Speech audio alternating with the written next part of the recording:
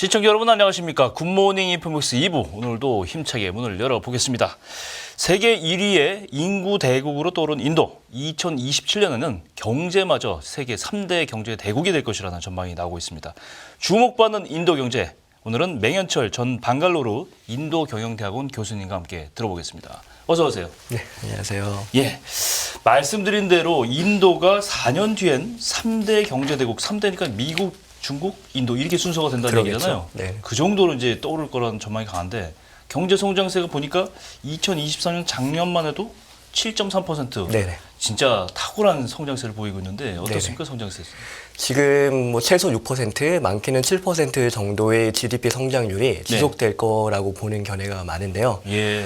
근데 단기적으로 분석하는 것과 장기적으로 전망하는 거를 조금 구분해야 될 필요가 있다고 생각을 합니다. 예. 우선 단기적으로는 이제 거대한 국가가 일정 수준의 GDP 성장률을 기록하고 있으니까 예. 일종의 모멘텀을 타서 좀 이 추세가 지속될 수 있을 거라는 전망이 있고요. 네. 하지만 단기적으로 위험 요인은 인도 경제는 우리랑 달리 내수 중심이고 그렇죠. 그래서 국제 경기에 영향을 덜 받습니다. 그런데 내부적으로 볼 때 위험 요소라고 할 때는 인플레이션 문제가 있고요. 네. 이 인플레이션은 기후 위기 때문에 식량 가격이 좀 변동이 심합니다. 네. 그래서 이제 인플레이션 문제가 있고 두 번째로는 이제 미국 대선이 어쩌면 큰 영향을 미칠 수도 있겠다라는 전망이 있습니다. 그렇군요. 그 이유는 인도 경제가 재정 적자랑 무역 수지 적자 두 개의 쌍둥이 적자 문제를 네. 만성적으로 가지고 있거든요. 그렇군요. 이런 국가가 발전하기 위해서는 미국처럼 돈을 찍어내든지 네네. 아니면 외부에서 돈이 들어와야 됩니다. 네. 그렇기 때문에 FDI가 굉장히 중요한데 네. 이제 트럼프 행정부로 만약에 바뀌게 되면 트럼프 행정부가 이제 대인도 정책을 어떻게 하느냐에 따라서 FDI 금액이 달라질 수 있기 때문에 네. 그래서 대외적으로는 오히려 미국 대선이 인도 경제에 좀 큰 영향을 미칠 변수가 아닌가 그런 생각이 듭니다. 그렇군요. 일단 인도가 이 인구가 이제 세계 최대 국가이기 때문에 내수 시장이 중요한 건 당연하고 방금 네네. 말씀하신 대로 그런 취약점이 있는 건 알겠는데 인구 수를 이제 기반으로 해서 긍정적으로 봤을 때 24억이라는 인구 수를 가지고 경제 내수를 발전시키고 더 추진 동력을 삼고 있다. 네네. 이런 분석은 할 수 있는 거 아닌가요? 그렇죠. 근데 여기서 먼저 한 가지 이제 제 전공이 마케팅이다 보니까 예. 사람이 어떻게 인식하냐에 대해 관심이 많고 그런 쪽에 연구를 많이 합니다. 네. 근데 1위라는 그 숫자가 가지는 장점이 있어요. 그러니까 많은 것을 요약해서 정보를 전달하기 때문에 장점이 있는데 네. 단점은 뭐냐면 1위라는 그 순위 안에는 여러 가지들이 숨겨져 있습니다. 아, 그래요. 예를 들면 중국 다음으로 두 번째로 인구가 많을 때 생각을 해보면 네. 뭐 중국보다 500명이 적은 상대. 네. 그럼 2위잖아요.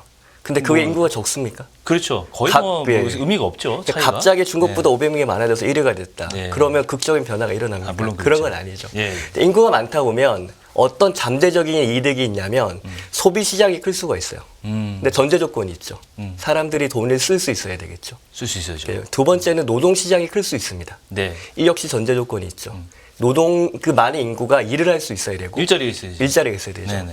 근데 그런 면에서 인도는 인구가 많은데 요즘에 민간 소비가 활성화되고 있습니다. 네. 그런 면에서 큰 소비 시장이라는 장점이 있는데 한편으로는 좀 실업률이 좀 높은 상태고요. 경제는 성장하고 있는데 실업률, 특별히 청년 실업률이 개선되지 않고 있습니다. 일자리가 충분치 않군요. 네네. 그런 뭐 위험 요소도 있습니다. 그렇군요. 인도의 인구에 걸맞는 산업이 발전하고 네네. 일자리가 그만큼 늘어줘야지 경제가 추진력을 추동을 받을 수 있다. 뭐 이렇게 정리할 수 있겠는데 이게 문제가 또 인도 방금 하신 문제와 연관되는 문제인데 이 빈부격차가 인도가 굉장히 심하다. 네네. 이런 얘기는 뭐 어제 오늘의 얘기는 아니에요. 이게 아직도 해결이 되고 있지 않은 거 아니에요. 네네. 이게 결국은 내수 시장을 취약하게 만들고 이 부분에 있어서의 어떤 발전을 저해하고 가장 장점인 내수의 그 확대를 막고 있다. 이렇게 분석할 수 있잖아요. 근데 일단 성장률을 놓고 볼 때는요. 미들 클래스 그러니까 중산층은 늘고 있습니다. 그래서 빈부격차는 점점 더 심해지는 건 맞아요. 예. 예를 들면 이제 저소득층이 코로나 시기에 노동시장 밖으로 밀려났다가 못 돌아오고 있고 예. 여러 가지 지표들을 볼 때 빈부경차는 심해지고 있는데 예. 한편으로는 돈을 쓸 수 있는 사람들의 숫자는 늘어나고 있고요. 중산층. 네네. 그 사람들의 소비 여력도 늘어나고 있습니다. 그럼 긍정적인 신호네요, 그건. 그러니까 뭐 14억 인구 중에 예. 예를 들어서 뭐 3, 4억이 소비 인구다. 네. 사실 그것만 해도 큰 매력이 있는 거죠. 엄청난 숫자죠. 네. 일단 3, 4억이라는 내수 시장을 갖고 있다는 건데 결국은 그렇게 되면은 이 중산층이 소비할 수 있는 게 대부분 글로벌 기업들의 타겟이잖아요. 그죠? 네, 맞습니다. 일부 기업들을 네네. 빼놓고. 그러면 네네. 인도 시장에 진출한 매력도 굉장히 커지는데 네네. 그러다 보니까 이제 인도라는 빅 마켓을 잡기 위해서 방금 말씀하신 대로 3, 4억만 공략을 잘해도 네네. 이 사업의 글로벌 사업의 결판이 나는 건데 글로벌 기업들이 인도 투자를 그래서 확대하고 있다고 보는데 인도 시장이 지금은 이제 외국 기업들이 좀 투자하기가 좋은 환경이 됐다 이렇게 생각하세요? 그 좋다는 얘기를 정말 계속 이제 말이 꼬아서 제가 답을 드리는 것 같은데 예. 과거랑 비교해서 좋다라는 개념이 있을 수 있고요. 비교해 상대적으로. 네, 지금 이 시점에 다른 나라보다 좋다는 개념이 있을 수 있죠. 그래서 나렌드라 모디 정부가 가장 심혈을 기울여서 관리하는 지표가 네. 기업 환경 지수입니다. 기업 환경 지수. 네, 이게 이제 세계은행이 발표를 하는데 예. 이게 2019년까지 나오고 그 이후로는 안 나오고 있긴 해요. 예. 근데 2019년까지 트렌드를 보면 인도가 점점 올라가고 있습니다. 그런데 한편으로는 중국이나 대만이나 우리나라랑 비교하면 여전히 낮은 수준이에요. 2019년 기록을 보니까 63위. 네네, 맞습니다. 63위면 뭐 그렇게 그 높은 환경이 좋다고 볼 수는 없는 거죠. 없는데 이제 과거 2014년 이렇게 비교하면 많이 개선된 면은 있고요. 그렇군요. 그리고 인도 시장에 들어가야 되는 가장 큰 이유는 예. 해외에서 물건을 만들어서 수출해서는 인도 시장에서 경쟁력이 없습니다. 해외에서 만들어서 들어갈 때는 경쟁 네, 왜 그렇습니까? 관세 문제가 있고요. 들어가면 비싸지군요. 네. 두 번째로는 이제 인도 정부에서 주요 산업의 생산에 대해서 보조금을 지급하고 있거든요. 자국 업체에 대해서. 외국 업체도 마찬가지입니다. 들어오면 보조금을 네네. 지급하고. 그래서 네. 인도에서 생산을 하면 예. 인도 정부에서 보조금을 지급을 하는데 미국하고 비슷하지네요. 네네, 맞습니다. 인플레이션 방지법하고. 네. 그죠? 예. 근데 이제 차이점은 인도는 자국 내 제조업 역량을 기르기 위해서 해외 선진 제조업체들이 인도 안에 들어오게끔 보조금을 주고 있는 시스템입니다. 그런 시스템이다. 네네. 그러면 상당히 외국 기업들이 들어갈 만한 거 아니에요? 그렇죠. 네. 그러니까 인도 내수 시장을 공략하기 위해서는 인도에서 만들었을 때랑 외부에서 만들었을 때 네. 원가 차이가 크게 날 수밖에 없습니다. 그렇군요. 그러면 현재 그렇게 돼서 결론적으로는 글로벌 기업들의 인도 시장이 어느 정도 들어가 있습니까, 지금 현재? 지금 이제 방금 말씀드렸던 그런 제도 중에 가장 유명한 게 PLI 스킴이라고 있어요. PLI? Product Linked Incentive라 그래서 예. 생산 연계 인센티브인데 아하. 이 시스템이 가장 잘 작동하는 산업이 네. 휴대폰 제조업입니다. 아, 그 예를 들면 우리나라 삼성도 지금 인도에서 생산을 많이 하잖아요. 그렇죠. 네. 그다음에 아이폰 같은 경우도 폭스콘도 이제 진출을 많이 해 있고 그다음에 최근에 투자를 굉장히 많이 늘렸습니다. 이렇게 스마트폰 제조 회사들이 많이 들어와 있고요. 그다음에 인도 정부가 가장 하고 싶어하는 산업이 그 반도체 제조업입니다. 반도체 제조. 그런데 이거는 사실 내부적으로 좀 전망을 좀 어둡게 보는 분들이 많아요. 예. 그러니까 인도 인프라 특히 이제 전기가 예. 전기 자체가 부족하진 않는데 이제 자주 끊어지거든요. 안정성이 부족하군요. 네, 그런 문제도 있고 그다음에 또 전문가들 얘기로는 인도라는 게 이제 그 지진의 위험성이 있기 때문에 지진? 작은 지진이더라도 반도체 공정에는 큰 영향을 미칠 수 있다라는 그렇겠네요. 얘기들이 있습니다. 예. 그래서 여러 가지 인프라나 자연 환경적으로 이제 반도체 제조업을 하기는 조금 안 좋지 않나 이런 견해가 있고요.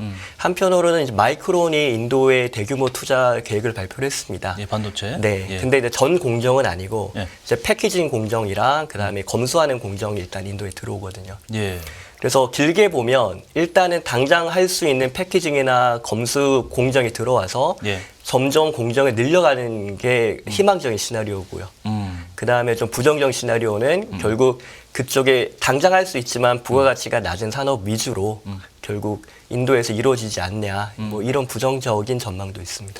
내수 시장 하면 딱 생각나는 게 저 모든 사람들이 상당히 어느 정도의 수입만 되면 중산층 정도만 되면 사용할 수 있는 제품들이잖아요. 제품을 생산하는 사업이라고 생각하는데 네네. 대표적인 게 자동차라고 저는 생각하는데 네네네. 인도에서 자동차 사업은 어때요?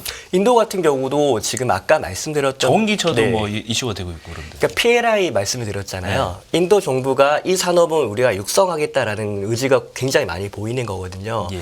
거기에 자동차 산업이 들어가고 그다음에 자동차 부품이 들어갑니다. 그래서 전기차, 그다음에 2차 전지, 그리고 자동차 완성차를 이제 육성하려고 하고 있고요. 네. 그다음에 수출 보조금도 많이 주고 있습니다. 어. 근데 그러다 보니까 인도에서 이제 승용차 산업이 좀 빠르게 성장하고 있고요. 또 좀 자랑스럽게도 우리나라의 이제 현대자동차가 그렇죠. 네, 승용차 마켓시어 2위를 자랑하고 있고요. 2위. 네네. 대단하네요. 그리고 최근에 성장률만 놓고 볼 때는 기아 자동차가 아주 선전하고 있습니다. 그렇군요. 네. 이게 또 우리나라가 잘할 수 있는 거를 생각하다 보니까 인도는 게임 산업이 굉장히 성장세를 뭐 가파르게 성장하고 있다. 네네. 이런 통계를 본 적이 있는데 네네. 실제로 그렇습니까? 실제로 일단은 인도 소비 환경을 보면 네. 그 사람들이 즐길 수 있는 여가가 별로 없습니다.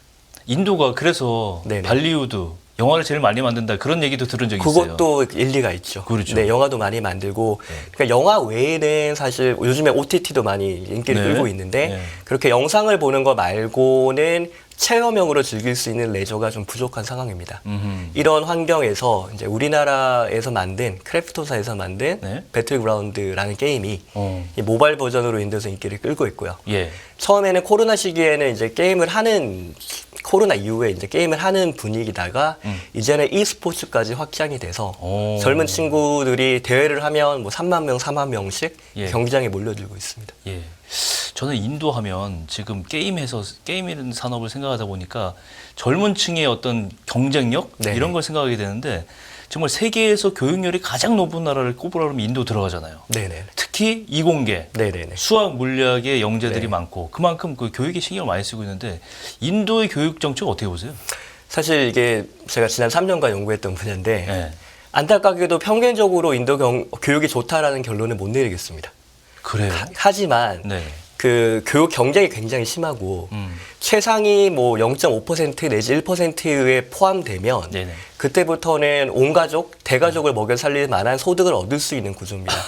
그러다 보니까 경쟁이 굉장히 치열하고 예. 인도 고등교육은 공부 잘하는 사람을 걸러내기 위한 그런 교육으로 좀 변질된 면이 있습니다. 아. 물론 장점도 있죠. 네. 그러다 보니까 최상위권 대학에 나온 사람들은 뭐 이 친구는 고등학교 때 0.5%다. 이런 거 증명할 수가 있거든요.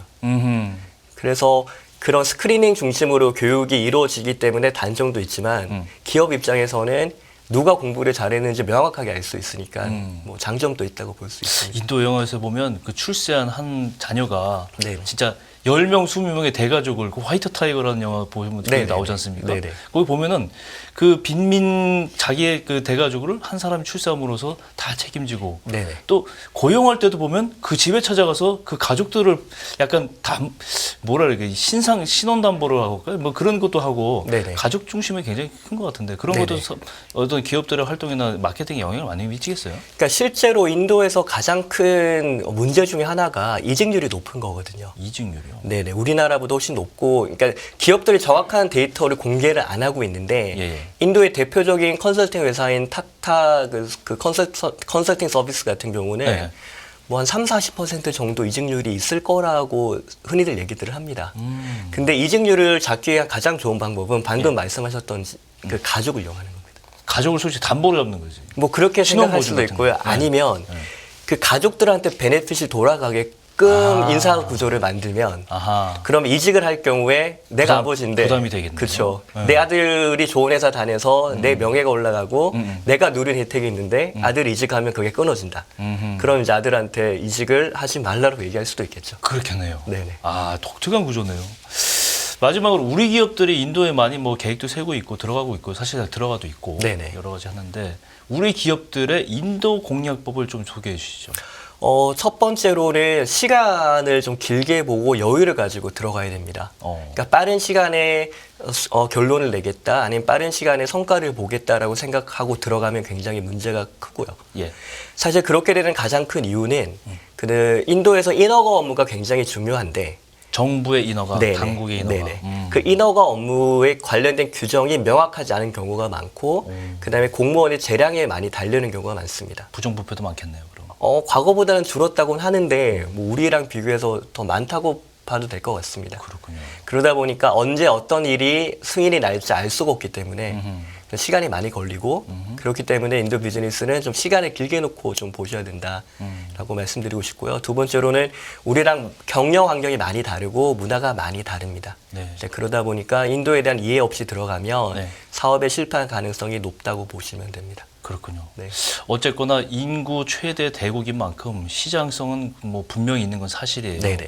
그리고 아시다시피 비슷한 인구를 가진 중국은 자체적으로 저렇게 많이 이제 산업을 이게 오히려 외국 기업들을 옛날에 비해서는 매력적인 국가가 아닙니다. 그죠? 네네. 상대적으로 인도가 이제 매력적인 국가가 됐는데 이제는 인도를 활용해야 된다. 좀 네네. 그렇게 정리를 해보고 싶습니다. 네네.